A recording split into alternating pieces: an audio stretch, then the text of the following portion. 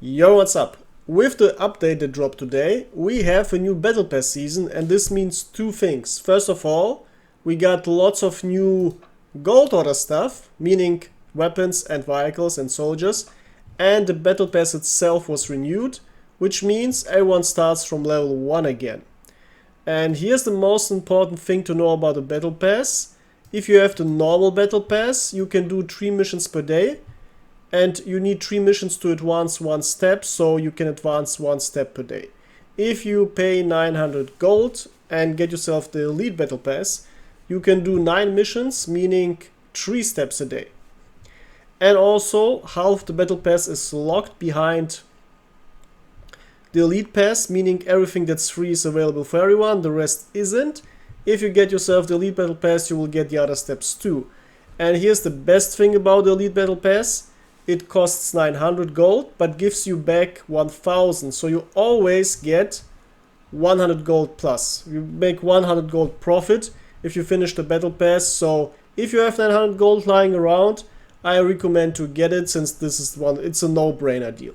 This is the first thing. The second thing, the good deals regarding the gold orders. So let's take a look at them. First one, let's take a look at the Americans. Add their gold order plane, and you can see the new stuff by the blinking. You get a blinking in the shop, and then you get a blinking. Well, I already clicked on it, so it isn't blinking, but the weapons are blinking because, well, there's, and the soldiers too, since there's the thing that I haven't looked at yet. So let's take a look at this plane. Well, this is as basically like 90%, 95% of all gold order vehicles. It's just a reskinned item that already exists in the game. There are two main reasons to get gold order vehicles. First of all, they come completely leveled up, so you're saving theoretically lots of silver. And obviously the higher the star level, the more silver you save, since a 4-star level 4-star item won't require too much leveling, but a 5 or 6-star item would require lots of expensive leveling, and a 6-star item basically saves you 100,000 gold. Roughly 100,000 gold, even more. So simply for the price reduction alone, they can be worth it. But it also gives you an advantage. You don't have to grind for them, so you can quickly get them. Though, keep in mind that before you get yourself a gold order vehicle, look at the squad that's required to be unlocked to be able to play this vehicle. Because if you, for example, started grinding the Americans just now, and you get yourself a very high level, for example, tank, you might find out, oh wait, I need quite a high tiered squad. So yeah, always check that out. Alright. And our first one is the little bit reskinned Dauntless. And this is already, well, Dauntless isn't really exciting. It's like a American Stuka, but with multiple problems. It's much slower. It has okay cannons, and the only upside this thing has is the heavy 1,000 pound bomb, and 2 little bombs in addition. Meaning you can release bombs twice, which is really good. And you kill everything on the ground there is. There's nothing that can survive this, but it's extremely slow. It's painfully slow. Despite being so slow, it has a bad turn rate. And it has one of the worst climb rates in the game. Meaning everything is gonna easily shut you down. So overall, this isn't really recommended for power gaming. If you're starting to grind just now and you want some good planes for the Americans, I recommend to either get yourself this PG, if you like rockets. Like this, the weaponry on this plane is absolutely insane. It's way overpowered for low BR. Or you get yourself this fighter plane, which is also a no-brainer since it has ridiculously good flying characteristics. It's as fast as the fastest BR5 planes.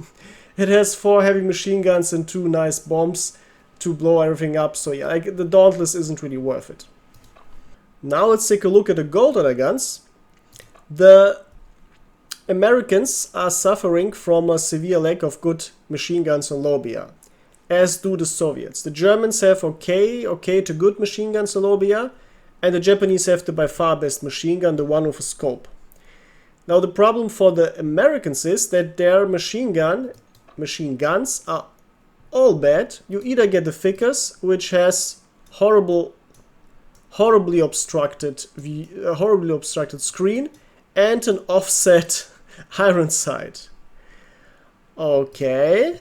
Alternatively, you get the Bren, which doesn't solve the issue because it has the same bullshit. And then you get, after lots of grinding, the Bren 2, which, same problem. So, what we want in a gold order machine gun for Lobia, to not have to deal with all of this nonsense. So let's take a look. What does the gold order give us? We get a French gun. Alright. With a suspiciously placed magazine. And if we take a look, oh fuck, it's the same bullshit all over. It's an obstructing magazine with an offset iron sight. So, yes, this thing doesn't solve our issues. And it's even worse since it has 17% less ammunition, only 25 compared to 30. And all the other stats are very comparable. So, yeah, this is sadly not an improvement. If this had a better sight, I would instantly buy it myself for low BR. If this had better shooting characteristics, let's say 35 bullets, I would say, okay, it's much better than normal machine guns, although still being annoying to use. It's at least better. Or if it had a better fire rate or a recoil significantly less, yes, but this thing just sucks. So yeah, absolutely not worth buying, sadly. Next, let's look at the Soviets. And the Soviets very famously got their tank, well, their gold order vehicle, which is, yes, it's an IS-2.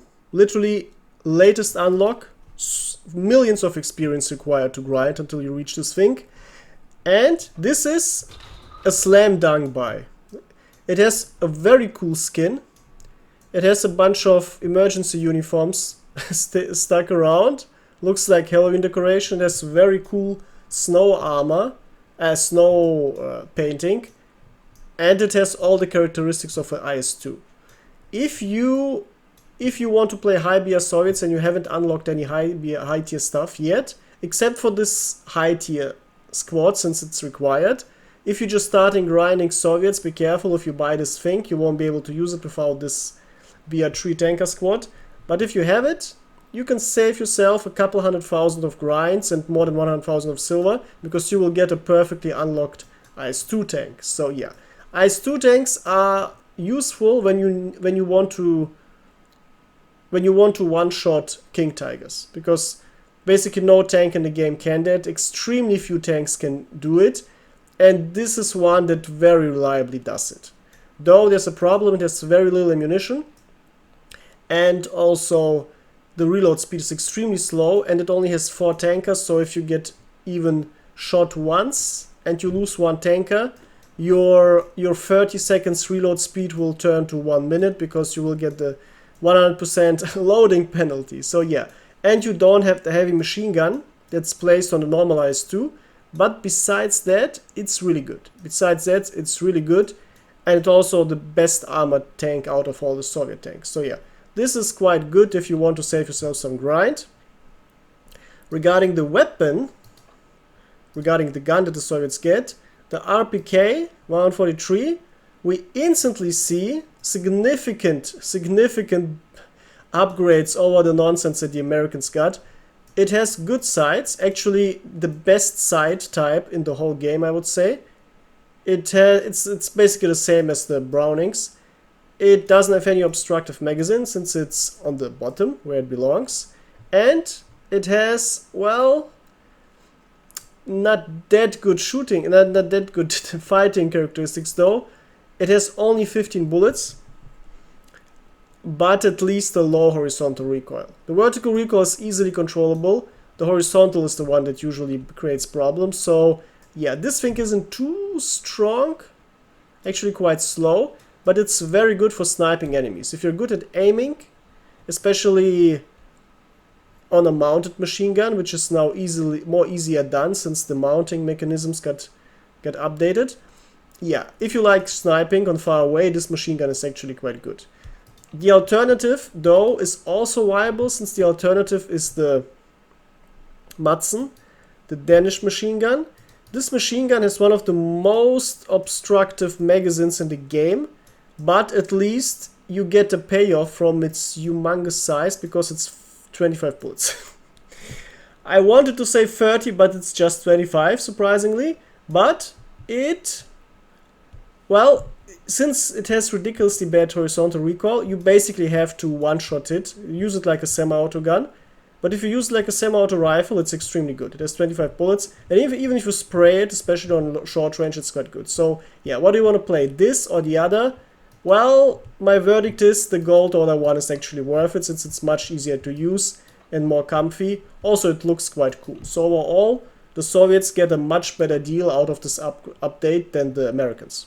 Next, we look at the Japanese. Yes, we look at the Germans last, because they are the nation with the already overall best swag. So they need the updates the least, but everyone else needs them very hard. And the Japanese, well, on high BR, there's the second strongest nation overall now. But on low BR, they still need some love. Well, they definitely need it. And look at this contraption.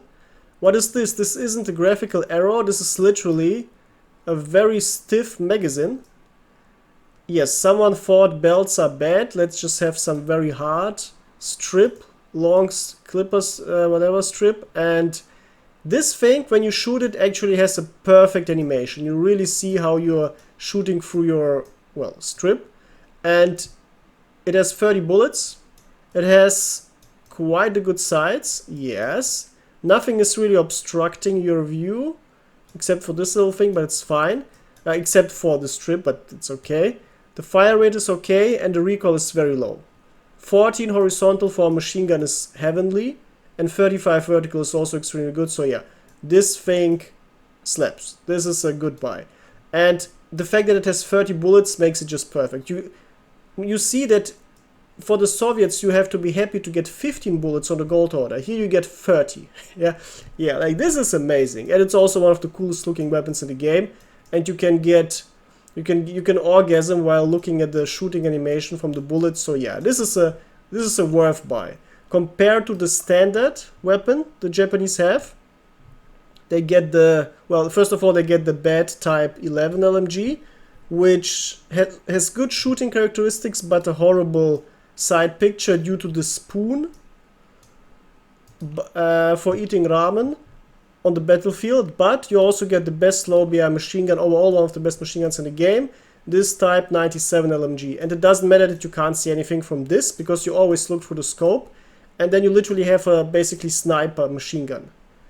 Sniper machine gun with a good fire rate, low recoil, 20 bullets. This is basically an FG42-2 sniper version on low BR. So yeah, extremely good, but since this is not that good on short range, because you have to hip fire it without having good iron sights that help you, yeah, it's quite useful to have this Gold Order 1 in addition if you want to just dual wield them and have a perfect machine gun for all occasions. And regarding the vehicles, we get the Kiko 29. Kiko usually indicates battle rating 5, as with the normal unlocks. And this thing, well, slaps.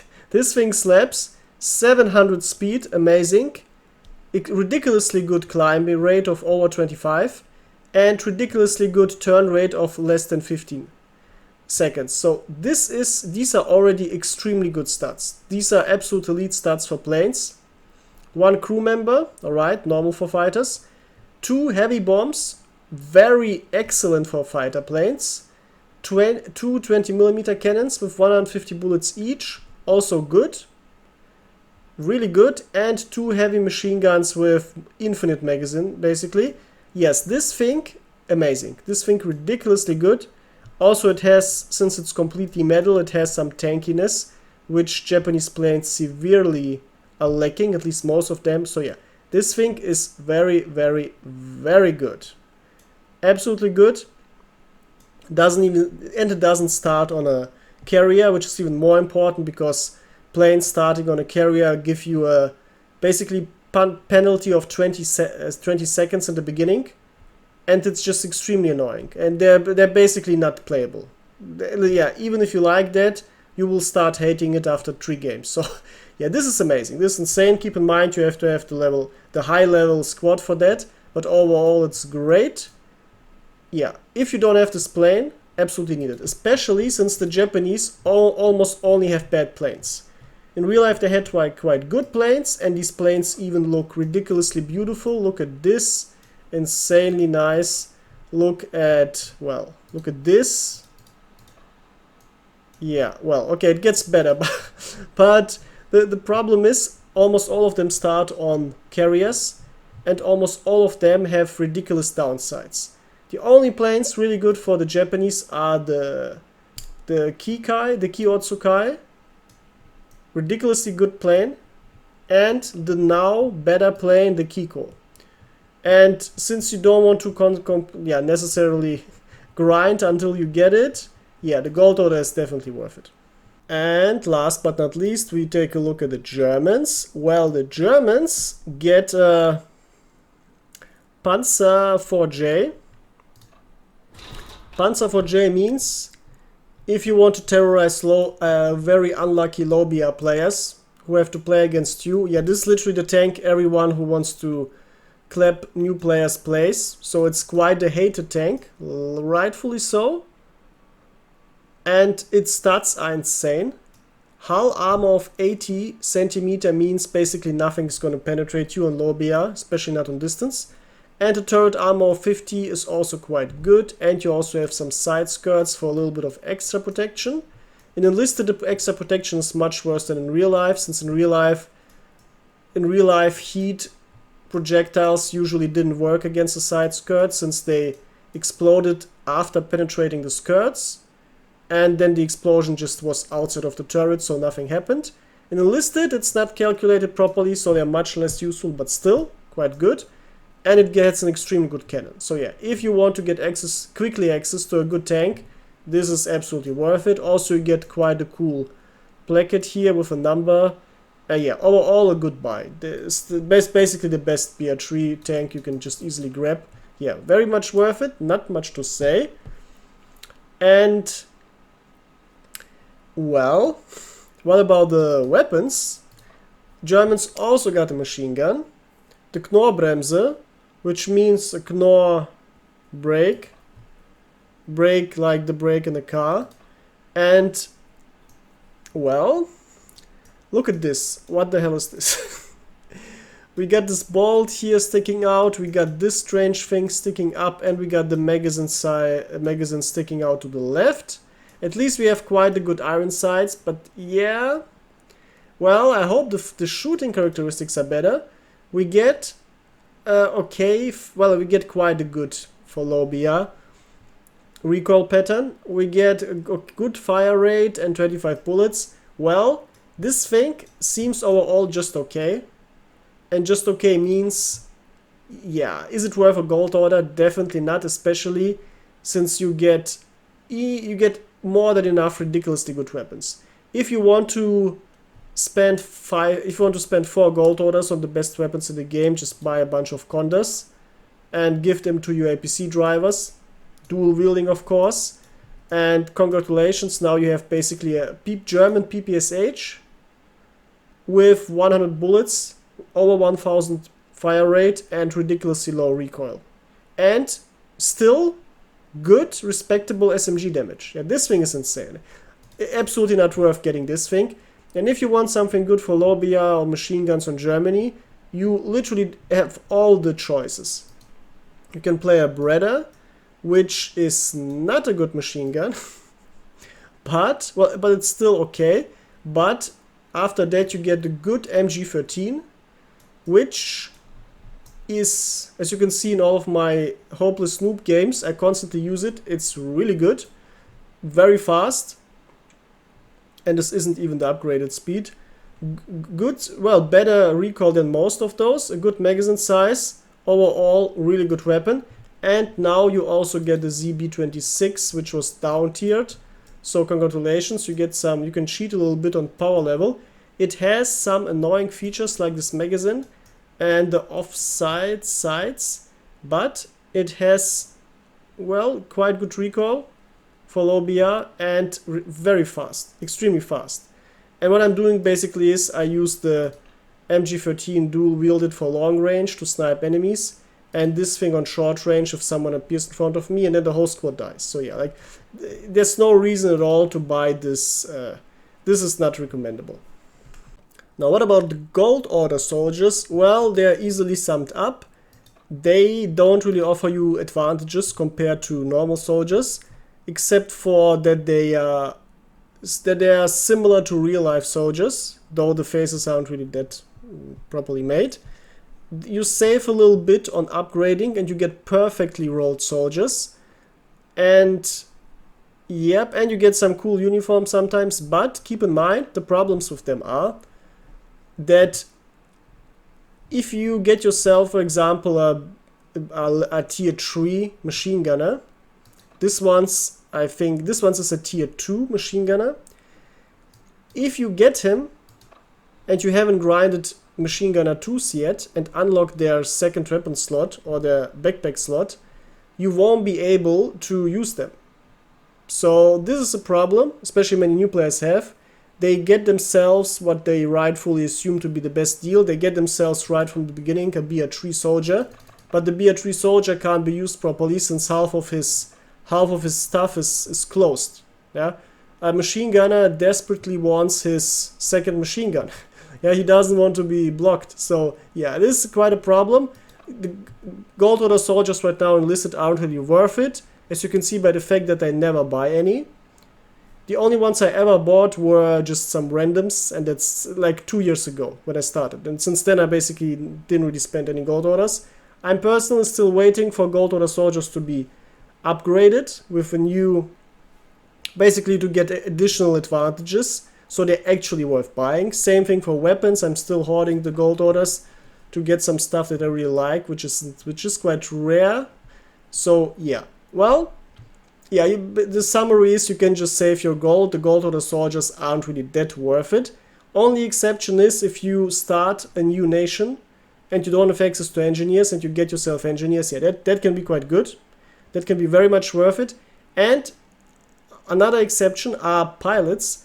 Since you don't really need a second, like the only thing you lose when getting yourself a gold order pilot is the access to a second weapon slot, but you don't really need it on pilots. You just literally need it only in like 5% of all situations, and only maybe 1/3 of the time it makes a difference. So yeah, congratulations, 1.6% of all situations you get an advantage out of having a second weapon. Not that useful, but having a high tiered pilot is very useful because you absolutely want the maximum amount of yellow perks.